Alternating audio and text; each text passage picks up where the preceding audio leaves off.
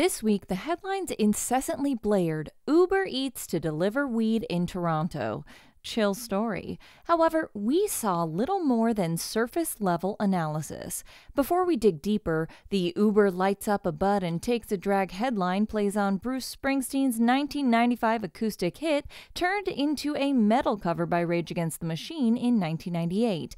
In the song Ghost of Tom Joad, the boss says, "Preacher lights up a bud and takes a drag."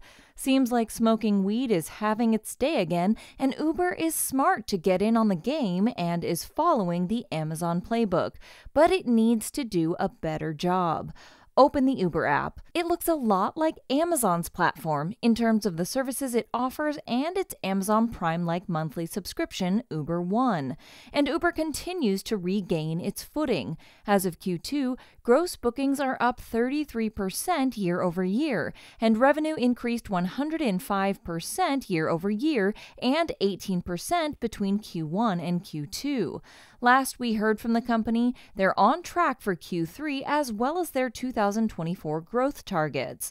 We'll get an update when Uber reports earnings in a couple of weeks, and we will be on the conference call. We want to hear Uber tell investors it's striking while the iron is hot, that this Toronto experiment is the beginning of bold, innovative, and creative moves, more pushing the envelope the way the company did when it pissed off city after city by aggressively disrupting the taxi industry. For starters, an expansion of weed delivery into major U.S. cities. Beyond that, Uber needs to do a better job becoming part of your daily life in multiple areas. Specifically, Uber needs to capture the rider's imagination and effectively occupy their idle time in the back seat. The bottom line is this: Amazon came up in a time when earnings didn't seem to matter much to tech investors. We bought the stock because Jeff Bezos had a clear plan for, and path to, dominance. It wasn't all about growth. It was all about growth and incredible execution.